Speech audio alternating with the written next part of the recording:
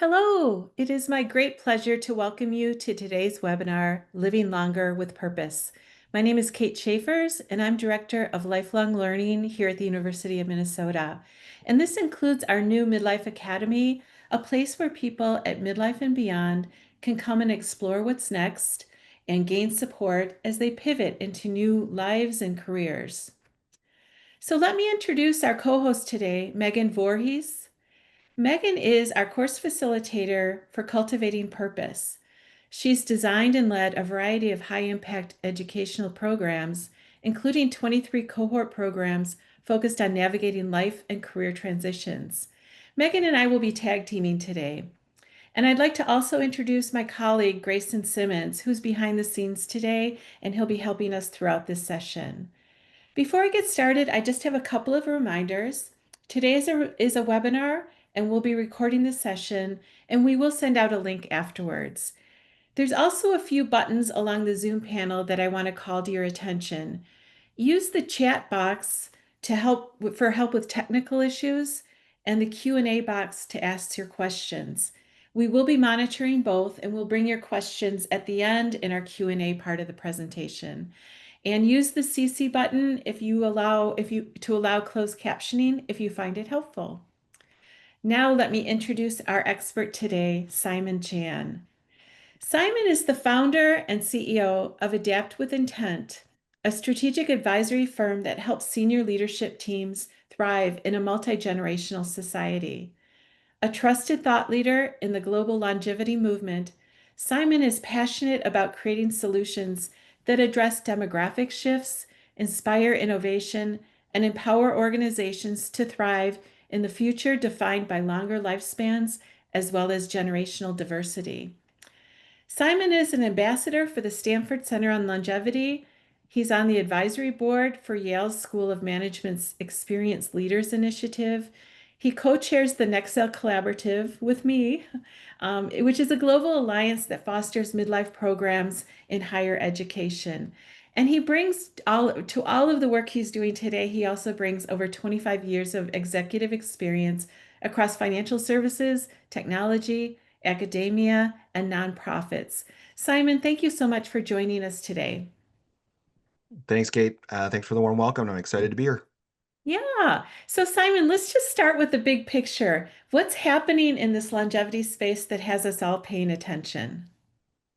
Well, I think the big change that has happened is really just how much longer we're living. We're living almost 30 extra years from the turn of the century, which is a significant shift in the last 100 years. But relative to human history, it's actually a big change in the last 100 years relative to most of human history, where we lived anywhere between 18 years as life expectancy up to in the 40s around the turn of the century. So the big change is really we're living a lot longer, and we haven't spent a lot of time updating our structures to adapt to the fact that we're living this longer life.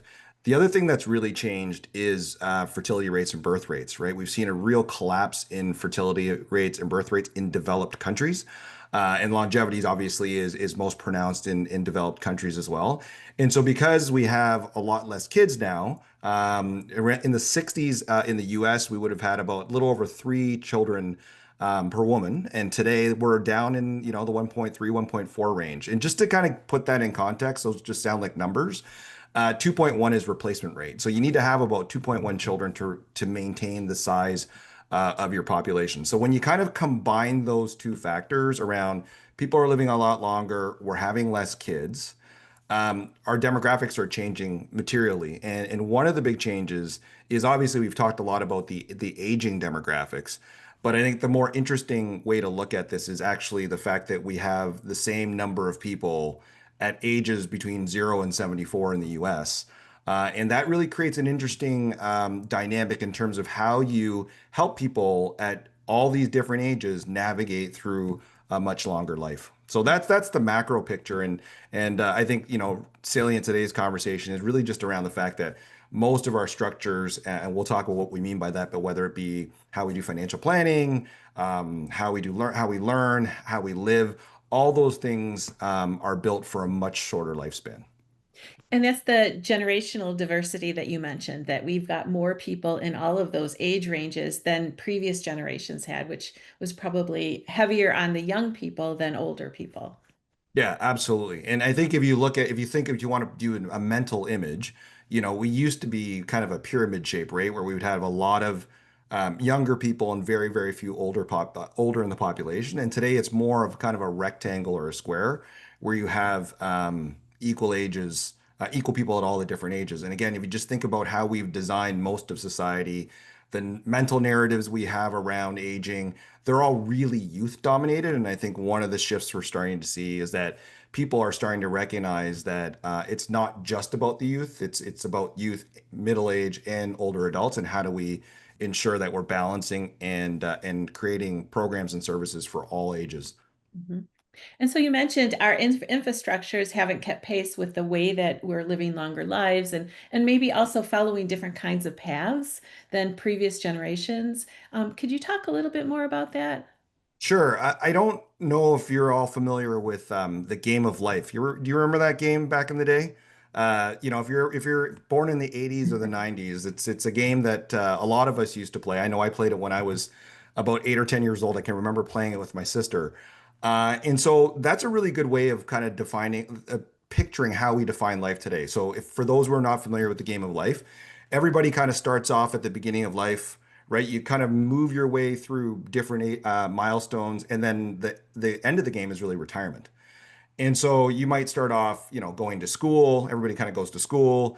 You get your first job. Might get married. If you remember in the game, you have a little car, and you would add little stick figures as maybe children. So you might have a couple of kids there. You get promoted. You'd save money, and the whole point of the game was whoever ended up at the end of the game in retirement, and whoever had the most money, won the game. And I think that's generally how we still kind of see life, right? So we see it as you learn in the first 20 to 25 years, you work for maybe 30 years, and then you full stop retire into this period of time. In this period of time in retirement, we don't really talk a lot about other than the surface things around, everything's going to be great when we get to retirement. We get to golf, we get to relax, we get to spend time with the grandkids, which are all good things, but it's a very kind of like nebulous period of time. And I think what we're seeing now is as people are living longer, most of the time that we've been given through life expectancy, we've kind of just tacked it onto the end of our lives. And so we have this like now potentially 20 or 30-year period where there's not a lot of definition to what it is, right? It's just kind of this open period of time. And I think what we're seeing is rather than everybody moving in the game of life analogy, everybody moving from learn, work to full stop retire, we're seeing more kind of more non-linear paths. In other words, people are moving at different paces. They are moving in and out of life priorities. They might decide that they want to take some time to spend with their children when they're younger. They may decide to work part-time. If you have a young child, or somebody graduating university or college, they may decide to take a gap year. So we're seeing people move in and out of different stages of life much more than we did before. And that movement in and out of life and the kind of the non-structured way of navigating through it, we don't have as many support systems and really just narratives around how to do that. And I think that's what we're starting to see. And that's why we're seeing new things emerge to support people through these various life transitions. Yeah, that reminds me too of just, early in our lives, we do kind of follow lockstep, right? Like you go to kindergarten, you go through high school, some of us go to college, some of us may enter the workplace, but it's like you're following steps along with your peers. And then I do think because it's not a linear path for many of us. There's not as many roadmaps for people or models of how people navigate this. Is that what you're finding too?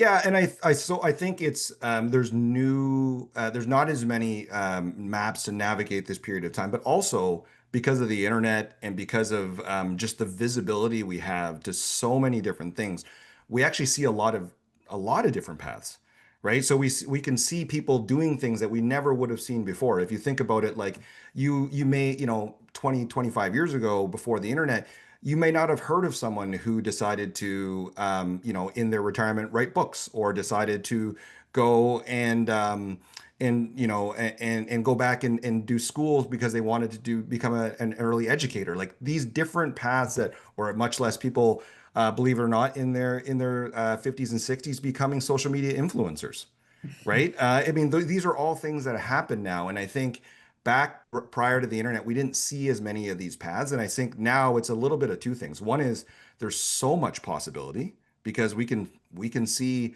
all these different paths that people are taking. But because there's so many possibilities, sometimes it can be unnerving, right? Because you don't know where to start.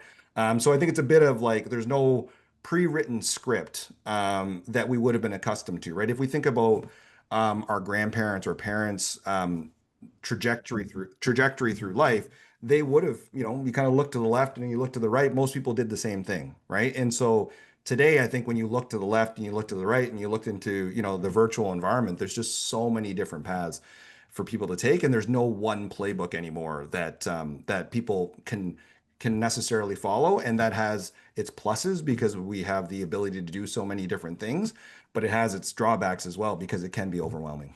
hmm Very much so. And I think too, we're seeing some people rethink just, when do they want to go back to school because they may need to retool along the way. I mean, we know that the pace of change in our workplace requires us to be lifelong learners. And so the idea that you get all of your learning early on and that you're prepared for a working career is obsolete today. And so, I do think those that needing to pivot, but then also, some of those pivots, you're investing a lot of time, your money, maybe delaying savings on things. So it is complicated. And Simon, I know you come from the financial sector. And so as you were talking about the game of life, I mean, that's kind of how it used to be, right? How financial planners are like, we just want to get you to retirement with enough money.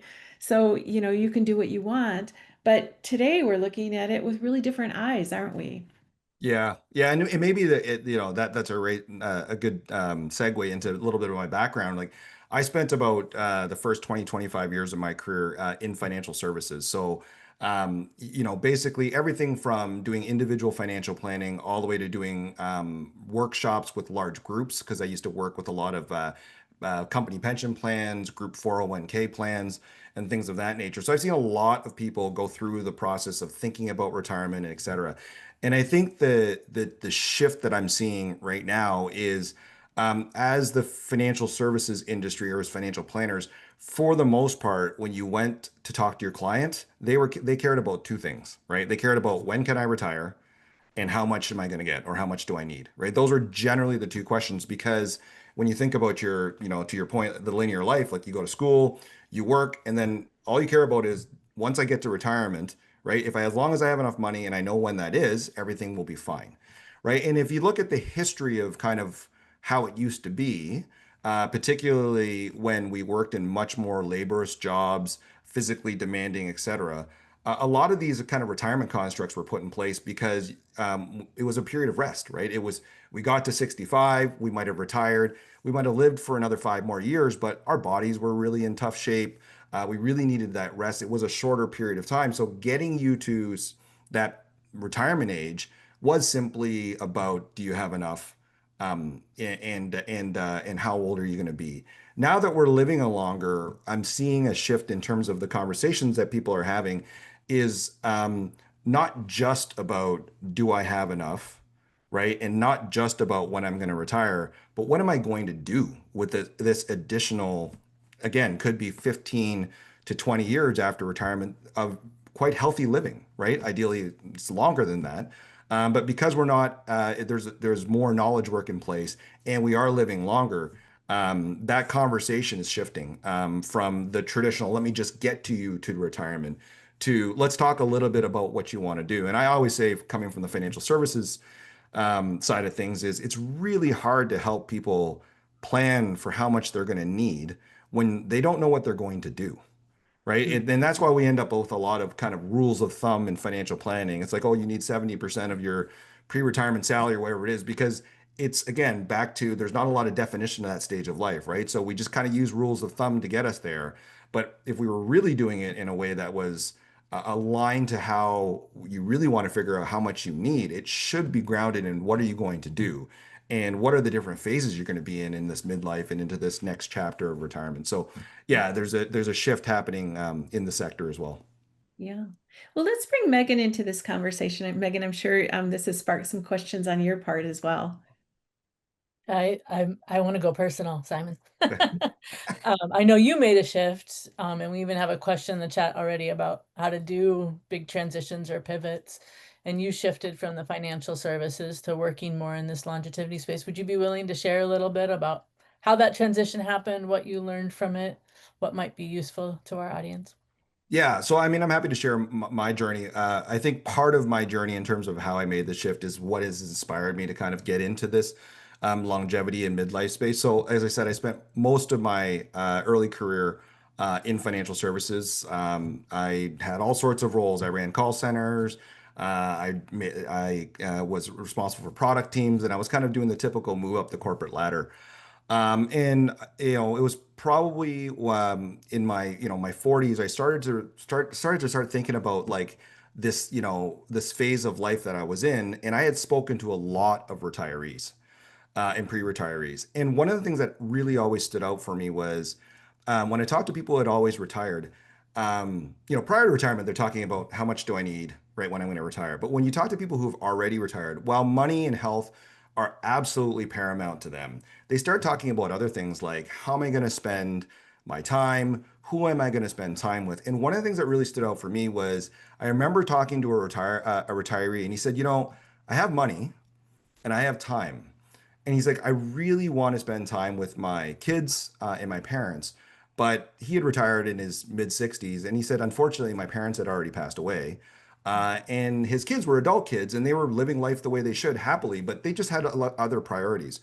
So it really made me think in my 40s around maybe this is the time to take a break, right? To try to spend time with my son, who at that point in time was in grade seven and in grade eight, before he kind of got to high school. And my parents were in their late 70s and still in pretty good health. So yeah, so I kind of made the big decision from a career perspective to I kind of step off the cliff and just I left my corporate career with the goal of one, taking a break and spending some time with my family, a little bit of travel, but just a little bit more time, and then actually taking that time to figure out what I wanted to do next. And so when I did that, I ended up leaving my corporate career. I spent probably about 6 to 8 months, combination of some travel, spending some time with family, decompressing. And then after that, I just started to explore what I was interested in. And that was a really challenging period of time because there weren't a lot of structures in place. I didn't have really a lot of words or terms to describe what I was trying to do. I just knew I wanted to try something different. And that got me thinking about this idea that, why are we not, not that this was certainly retirement, but it was a period of time where I had to kind of figure out what was next. And it made me really think about the fact that we don't have a lot of supports and structures in place to help people work through this period of time, much less kind of labels. I remember trying to describe what I was trying to do to friends, and they were like, "What are you doing?" So I think there's a real opportunity to help people through these transitions. So that is really kind of what got me into the space to think about how do we create more structures, whether it be at universities and colleges, how do we help financial institutions and financial advisors talk about a much more fluid way of doing financial planning versus that, just save for 30 years and then take a full stop retirement. So those are some of the things that kind of got me into this space. And we can go into a little bit more detail, but that's kind of how I made my transition from my kind of primary career in financial services to what I'm doing now.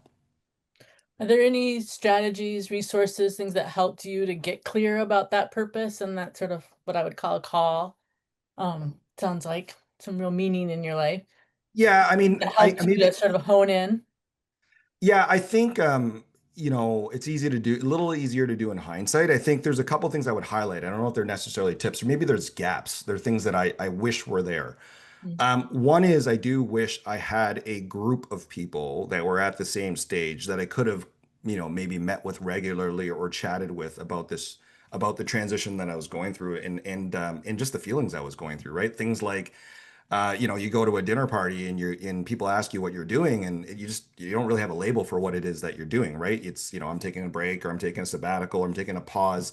Obviously, in the case of in midlife, if you're closer to retirement, my experience has been there's a lot of people that struggle with just that identity of like saying that they're retired. They often say like, I was the former blah blah blah, as opposed to even saying that they're retired. So we're getting, a cohort of people that can kind of support you, I think is important.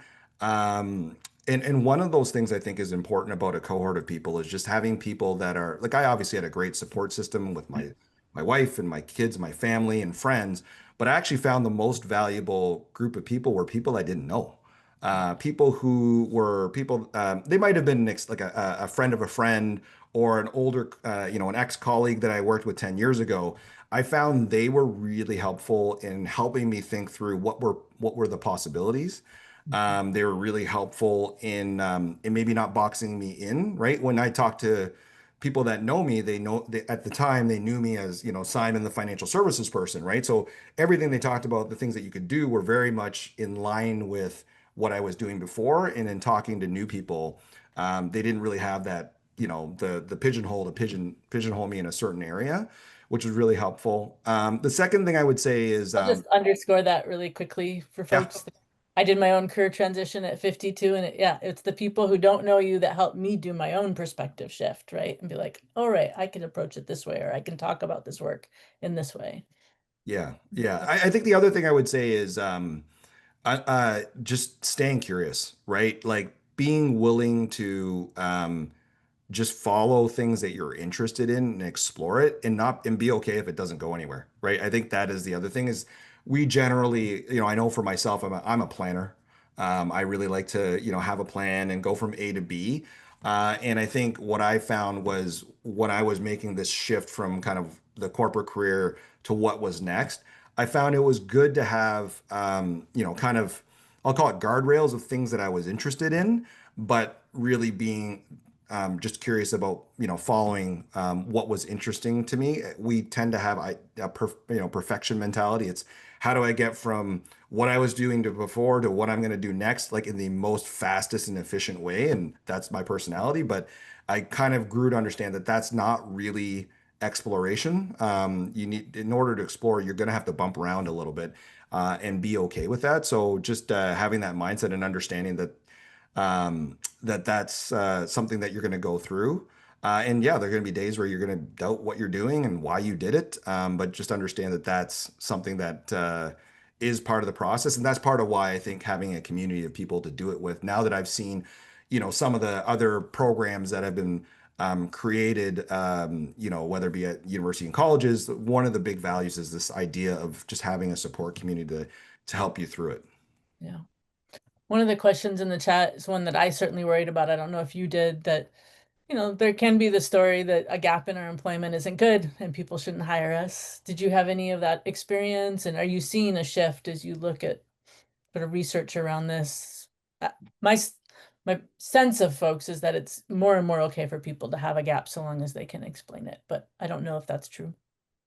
Yeah, I would say I do a lot of work with HR teams and senior HR folks, and I think absolutely there's much more of an openness and acceptance of the fact that people will take gaps. LinkedIn actually has like a status now of taking a gap, et cetera. So again, those are very small indicators that it is not being normalized, that is the case. So I think there's still more work to do there, but I don't think that a gap in a resume is this viewed today as it was, say, 20, 25 years ago.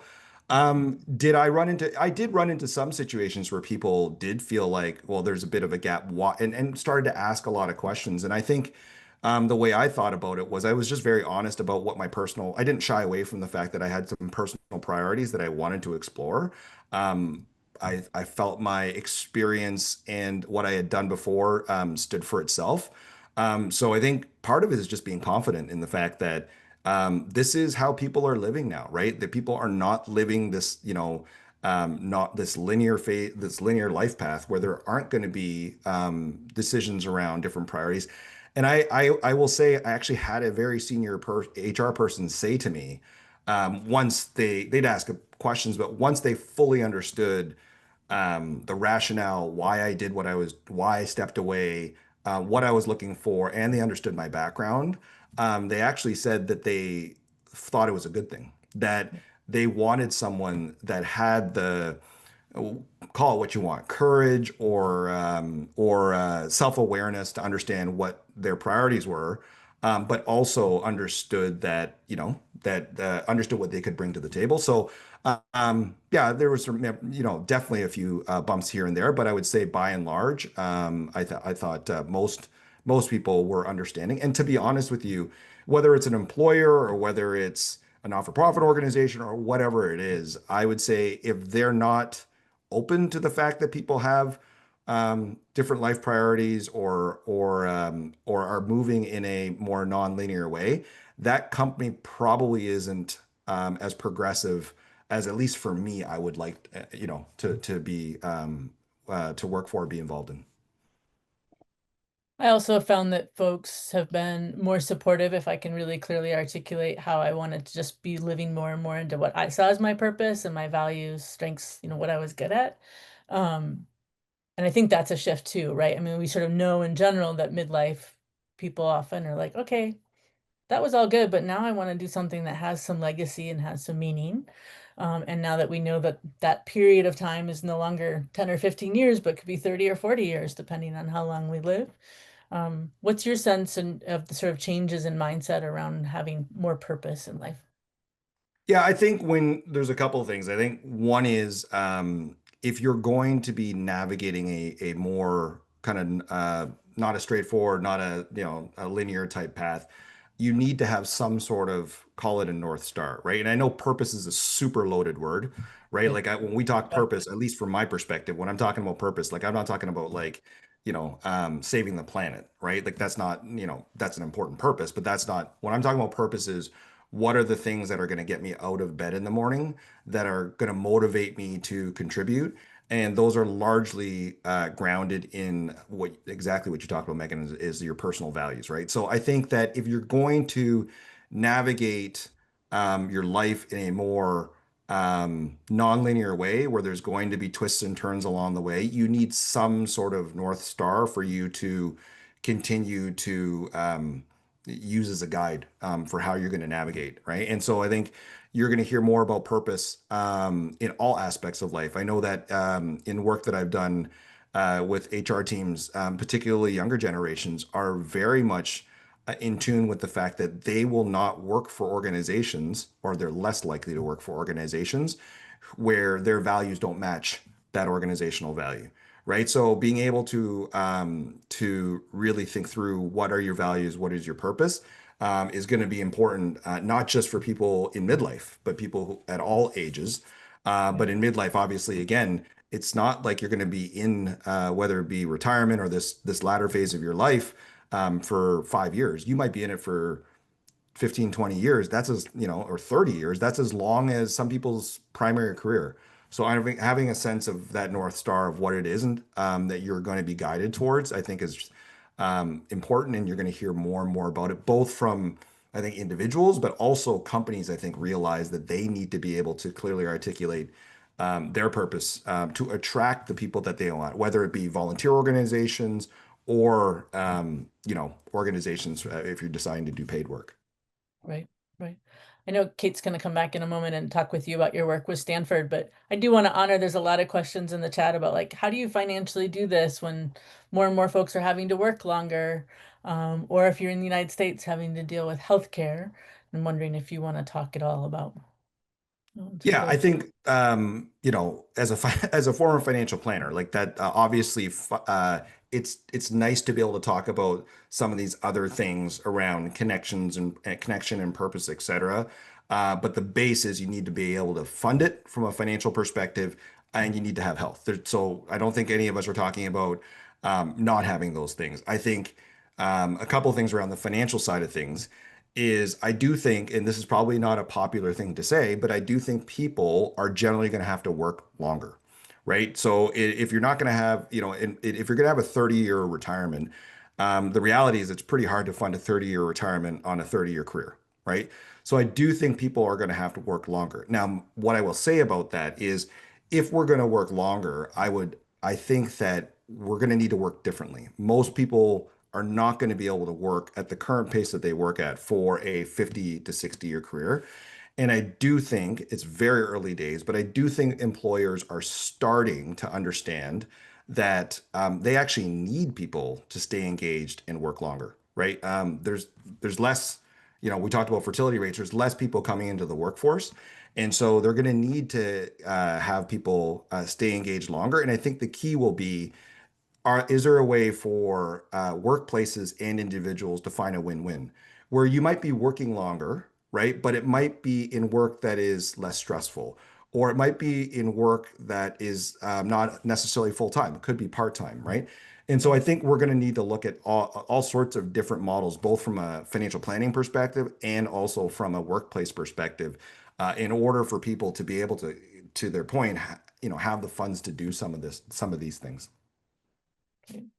Right, I should stop hogging. I'll pass it. No, it's fine. And I just want to also follow up with some of the questions that are relating to this topic. But some of the questions have to do with just how do we change the mindset of employers who may look at gaps in employment in a negative light or may not be as flexible. I mean, they just have jobs that are full-time, 40-hour a week, 40 plus too, because, we talked about this before we started this session, but just in the US, a lot of people don't even take their vacation regularly. And so like we have this work culture. And how do we change some of the cultural pieces around this? Not only how HR people may view people who may have followed non-traditional paths or did stop outs, but also maybe people who are ready to downshift in their job. They're not ready to step out of the workplace, but they, maybe in their 40s, 50s, 60s would like to have a different kind of life balance. So, Simon, do you have any thoughts about that? And Megan, you too. Like, why don't you stay on for that conversation too?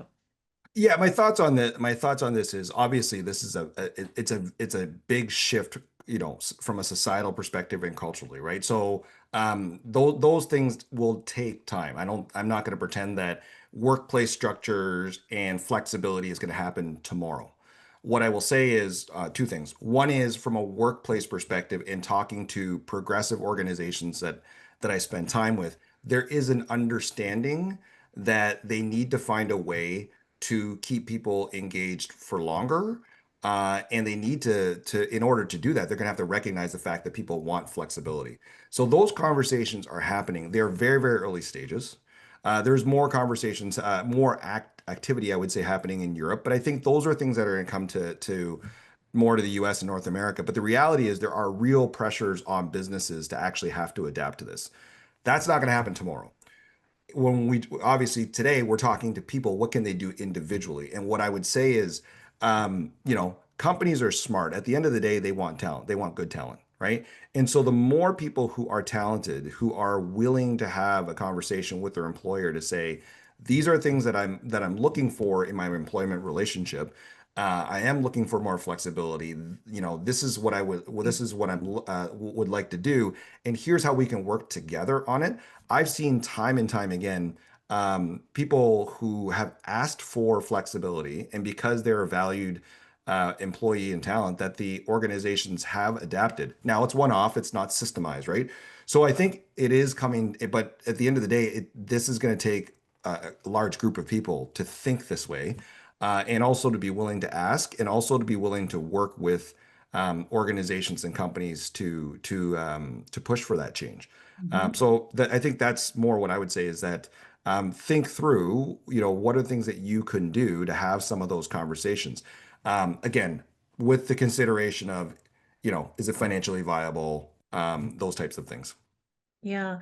I will say too, I negotiated a leave of absence. I had a wonderful supervisor at the time, but I came in with a pretty developed plan, and that I think helped in just, who's going to get the work done and how can I be gone. And so I do think some of that, knowing what you want is a starting point, but then also figuring out, how you can develop a plan that is going to address maybe some of the organizational concerns so that you can take those off the table. Yep, absolutely. Yeah, and I have an example of a friend of mine who was a very senior executive at a financial services company, which generally are fairly traditional. And he wanted to take, he was in his 50s. He wanted to take time with his teenage kids and his parents, very similar kind of priority set. And he asked for a sabbatical for a period of time, but he came to them with this very specific plan to say, this is what I'm hoping to do. Let's figure out how we can make it happen. But here's the plan in which here are all the things you need to do to basically fill the gap while I'm gone. Right. And it did take negotiation, but it ended up actually being a great development opportunity for some of the people that were more junior on his team that reported to him to take on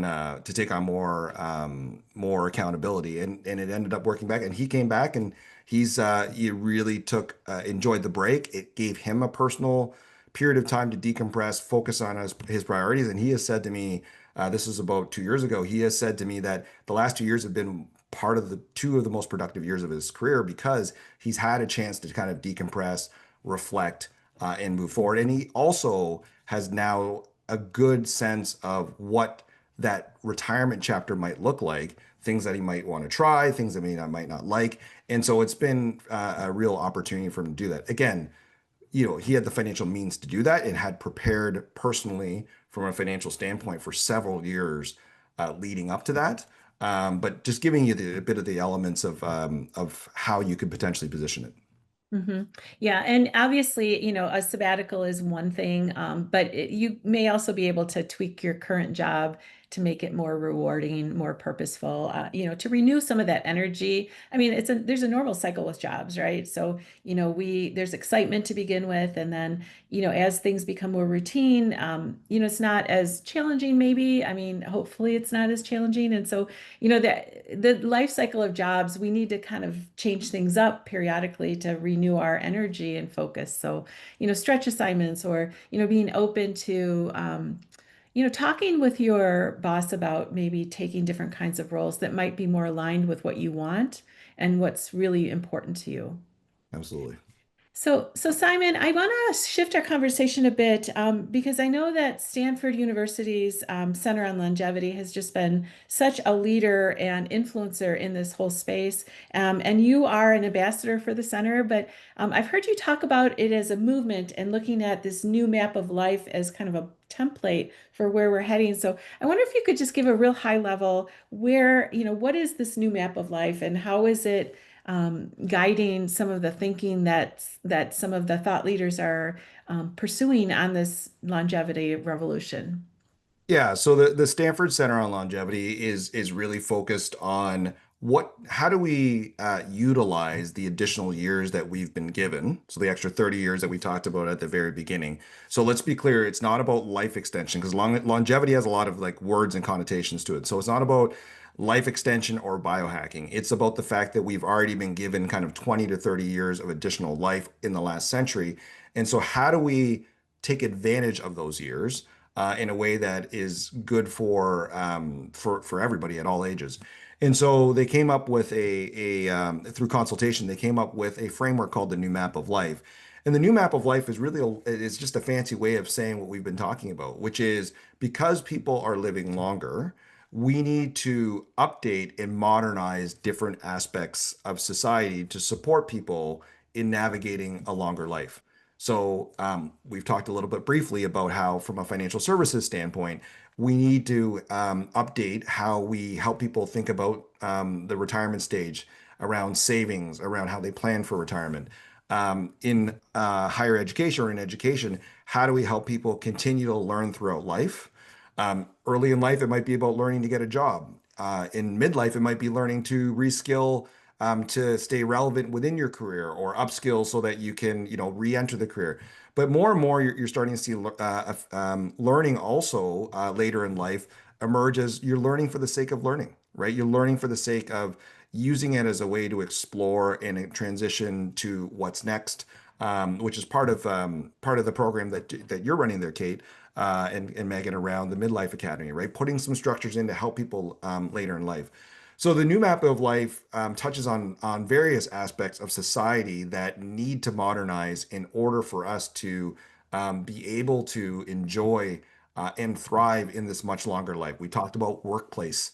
A lot of what the Longevity Center is advocating for is exactly this conversation around how do we help employers build more flexible structures and recognize the need to have more flexible workplace structures to support people as they live a longer life. And everything from that to housing, right? Today, housing shortages in many parts of the world and in North America is a challenge. How do we rethink housing? To maybe think about things like multi-generational housing, where people are older and younger are living together, supporting each other. So those are some of the aspects that the Center on Longevity is focused on.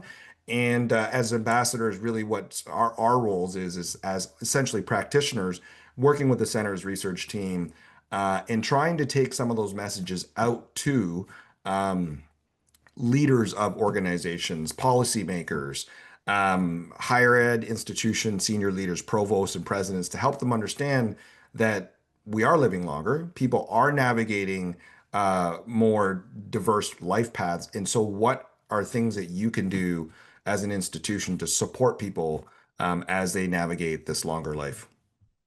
Simon, you and I both care deeply about how higher ed plays in this space.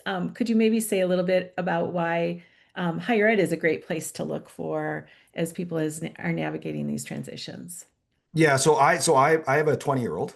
He's an undergraduate in university. And so I often think about why does he go to school, right? So he's going to school to learn some new skills, right? Prepare himself for a career, meet some new people, right? And try a bunch of different things. So at this phase of life, he's using higher ed as a way to explore, create new skills. But what we're really doing is preparing him for the first leg of his life. Um, if you think about, people in their 50s and 60s, um, when if you're thinking about a much longer retirement, or a much longer period of time, um, we kind of need the same things, right? We need support and we need help to learn a few things, right? To meet some new people and to try what we might want to explore in the second half of our lives. And so I'm really passionate about the opportunity for higher ed institutions to think about this as a way to support lifelong learning. And again, if you think about it, we didn't really need to do that before. If you think about traditional retirement, if people retired at 65 and life expectancy was 68 or 70 years old, we didn't really need that transitionary period or structure. And often people have referred to in the longevity and space around comparison to the phase of adolescence, right? Like adolescence as a phase is man-made. We just created it. But we used it as a transitionary phase to help people transition from childhood to adulthood, right? And so we built all sorts of structures, societal norms, cultural norms, et cetera, for a transitionary phase. Today, if we said, let's take a 16-year-old and just plop them into, working life, that would sound very odd. And so when I think about now, when you think about this period of midlife where it's an extended midlife, to take someone who's, maybe 60 years old and just kind of plop them into this next chapter of their life and called retirement that might be 30 years long without any support whatsoever, it to me feels very similar. And so I think that is why I'm really passionate about the opportunity for higher ed institutions because they're already a place of learning. They already have a lot of the structures in place to help people learn, to explore. It's an opportunity to convene people. We talked about that community piece, but an opportunity to convene people at a very similar stage and have programs in place to support each other and start building some of that structure that's needed to help people transition from this their primary career to this extended period of time post primary career. When we've brought together people in their 50s and 60s with college students, it's been amazing to see how similar some of the conversations are. I mean, they're both saying, I don't know what I want to do with the rest of my life. How do I make a difference? I want my work to have meaning and purpose. Like the questions they're asking are the same. And they're also saying, how do I support myself in the next stage of life? And so when you do have that intergenerational conversation, I think it's a wake-up call that we're all in this situation. And universities, I do think, are wonderful places for people to explore what's next. And the other thing is, people often know more about what they don't want than what they do want.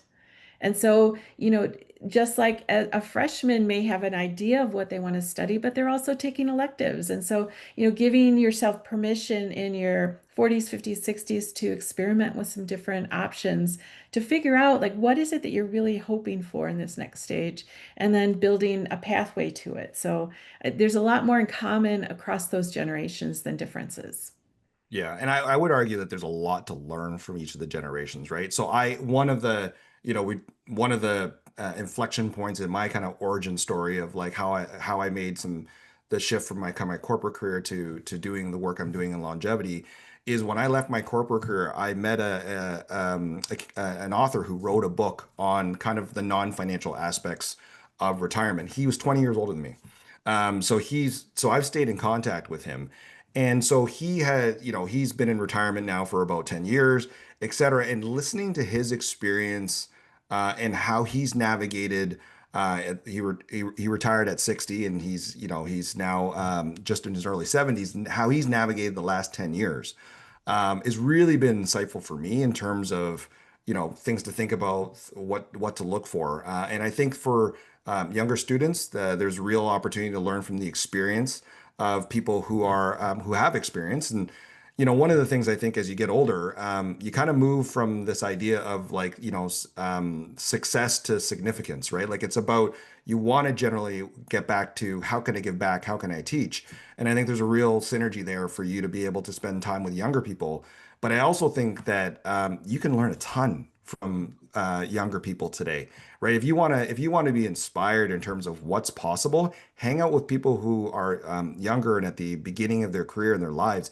It's a great way to learn about what are the issues that you might want to care about, that they care about at this stage of life, and also new paths and new ways of doing things. I think it's a great way for older and younger to learn and work together. Yeah, and to put a shout out to Co-Generate, which is a wonderful organization that focuses on that. And I know, Simon, you have a strong connection with them, as do I. But I'd like for us to maybe transition into questions. I have a really quick one. Just do you remember the name of the book that you just mentioned? Someone's asking about that. Yes. So the author, he's a Canadian author. His name is Mike Drack. The book I read when I first started getting involved with him was a book called Victory Lap Retirement. It's actually on my bookshelf over there. And he wrote a second book called Retirement, Heaven or Hell. And just a quick example of somebody that just stayed engaged. So Mike is now just over 70. It's fine that I'm sure he's fine that I mentioned his age. And he didn't complete it, but he did half of an Ironman at age Mm. 70. And so he's really been somebody to look at as a role model for me to think about as I get older, what are all the things he's doing to, keep himself healthy? Not everybody has to be an Ironman, but it is, but he's really focused on his health. He's talked, he's found different ways to build community with others within his area. And so, I've just had an opportunity to really learn a lot from him.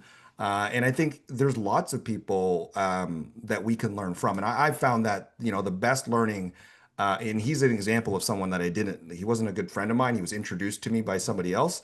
But I learned a ton from him. So I think, again, having others that are at the same stage or experiencing something similar, um, just being able to talk to them and normalizing how you're feeling, getting new ways of thinking about how to navigate what's next, different areas of interest. Like it's just been really powerful to be able to have that as a support system for trying to figure out, what I want to do. Mhm. So I see Grayson added the title and the author into the chat. So go to the chat if you're looking for that. So Megan, why don't you join us? And are there any questions that are popping Yeah. out for you? One that I thought I'd ask both of you, because Kate, you've done so much work in response to this question too.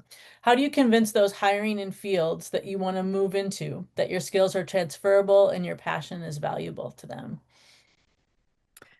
Simon, you want to start with that? Big question, but in a couple sentences, all the answers.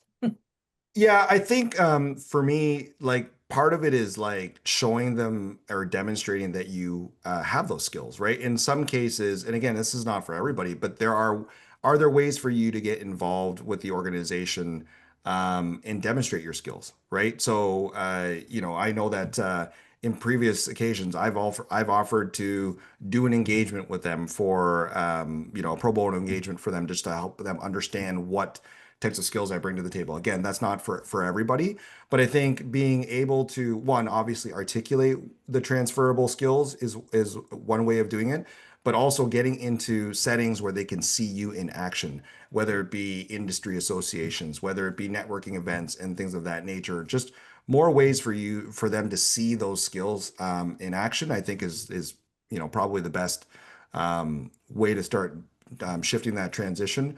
Also, again, I think it's being able to do a little bit of research ahead of time, right? To highlight. Oftentimes, I say, like I've worked everything from financial services to tech to academia, and at the end of the day, what I've found is the main drivers of business are the main drivers of business. The main tenets of leadership are the main tenets of leadership. It's the language and it's the nuances of how they talk about it, in that specific sector, is part of the kind of just the nuances of how they describe it. So how can you learn about the sector language? How can you learn about maybe some of the acronyms they use? But the more you can speak like them in terms of that business context while weaving in the transferable skills you have. Oftentimes you'd be surprised that they're surprised that the skills are very transferable. It's just different language that they're using. Yeah, and that's so important, Simon, because I think a lot of people will get just overlooked if they're using language that shows they don't really understand your industry. And even though the skills may transfer, people really do have this strong feeling of you need to understand us to communicate in our marketplace or in our environment. I'd like to also add that sometimes people will take on a volunteer role that will give them practical experience with that. So we had a program at the university where it was for midlife folks, and they did, we called this a midternship, but it was really an internship at Midlife. And it was an opportunity to work for a nonprofit and work part-time, but just get some skills and try out their skills in new ways. But then it was something they could put on their resume. And so, even if it was a pro bono or volunteer role, I mean, something that showed that they had experience in a field that people are moving towards. And this is especially true. If you're looking at the social sector at all and making a shift into the social sector, if you look too corporate, then they will believe that you don't understand their culture and that you won't thrive there, because there are people who move into the social sector and really kind of have a miss with it. They just don't understand it. So by doing some things where you're showing that not only you're committed to that transition, but then you're also you understand it, can really make a big difference in how people look at you. And I would say that translates to moving into any different sector, Yeah, right? We all want to know that someone understands us culturally in some way or another, and you've got to sort of figure out how to make that work. absolutely. Are there other questions in the chat that are speaking to either of you? I mean, we Um, just had a lot of questions, which makes sense, and I alluded to this earlier too, about how do we change the structures so they work better for us? And one person mentioned, like, how do we advocate for some systems change that will work better in this current new state that we're in? There's one question about just reading about older generations and jobs preventing upward mobility of younger generations, and how does this factor into it? Simon, I don't know, do you have a comment? Because I also have some perspective on this. Just so I understand, the questions about, if people stay engaged, like stay working longer, does that block the Yep. development of younger generation? So, yeah, I've heard that argument, previously. I think if you look at other movements where, for instance, women coming into the workplace, I don't know that it necessarily blocked people, right? So I don't think that that's 100% accurate. I also think that when we talk about flexible workplace structures, particularly as you get into people who are later in their career. If you ask most people later in their career what they don't like the meetings, they don't like the politics, they don't like, some of the constraints around on work. And a lot of what I've heard with people later in their career, what they're interested in is mentoring, giving back, coaching. They want to be able to flex their subject matter expertise, et cetera. And so those are things that I think are areas that if we had more flexible workplace structures, those actually could be very additive to the younger generation. I know it's hard to believe that we've gone through a webinar this long and not talked about AI. But you know, with the introduction of artificial intelligence and some of the things that it can do, the things that it really is challenged to do are things around experience, wisdom, connecting the dots, context, etc. Well, that's largely those things are largely gained through years of experience. So I think that for younger people, what they're going to need actually is obviously the ability to work with artificial intelligence and automation, but they're going to need people with experience to help them understand business context, understand emotional intelligence, how to influence, et cetera. So I actually think that there's a wonderful pairing with the assets of the older generations. And again, we're broad brushing here, but some of the aspects of older generations that have more of this wisdom, experience, and ability to connect the dots with the younger generation who maybe have more flexible ways of thinking. We need to combine those things together, figure out ways to respect each other's skills and work with things like AI in the future. So I actually think that I'm less concerned, and also just from the pure practical numbers when it comes to talent, we're not going to have enough talent, right? And that is one of the number one things CEOs and leaders are looking at is that we don't have enough workers. This isn't like the turn of the century when we had that pyramid shape where there was lots of young people and very few old people, right? So we do need to think about our workplace structures. We're going to need workers, and we're going to need to have everybody engage in bringing all their strengths to the workplace. That's such a good point. And as you were describing that, we think about mentoring being, an older, more experienced person mentoring a younger person, but you're really talking about mentoring that goes both ways, right? Sure. Yeah. Absolutely. Because Yep. young people, we all have a lot to learn from each other. Mhm.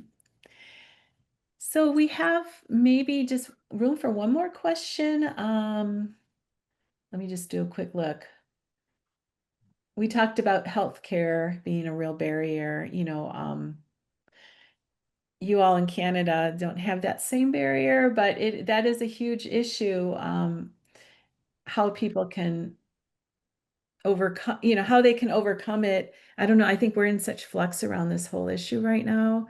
But it is a big issue that sometimes keeps people in jobs where um, they've outgrown it. They're not, they're done, they're so done with those jobs, but it can feel like a huge barrier.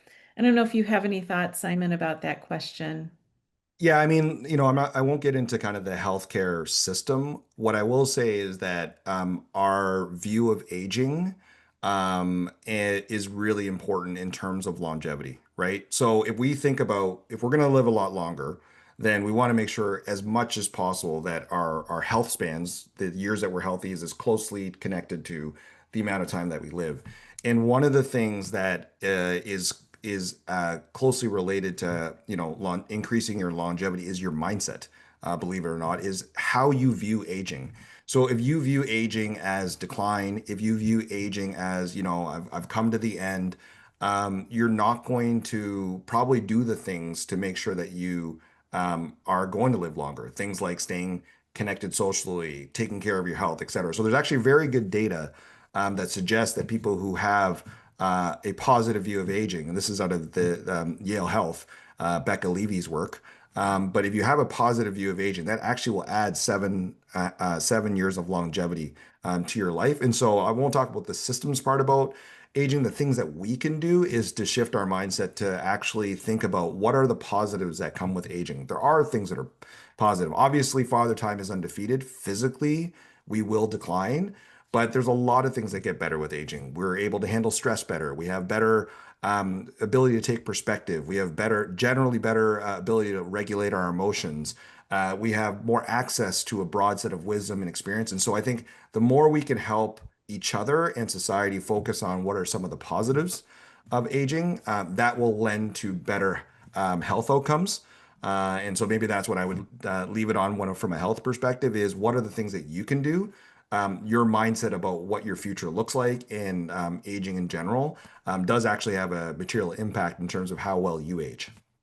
Well, this has been a wonderful conversation. Simon, thank you so much. Megan, thank you so much as well. I hope you all enjoyed it. I do want to do a quick reminder. We have a course starting on September 5th called Cultivating Purpose, and Megan is our facilitator with that. So you got to meet her in this session here today. We're hoping to have everyone reserve their spot before August 15th, where the class will be meeting Wednesdays after work on campus. It's in person. And check out our website, midlife.umn.edu. You can find out a lot of information about our podcast and make sure that you're on our email list. So thank you so much, everyone. This was a great conversation. Have a great rest of your day.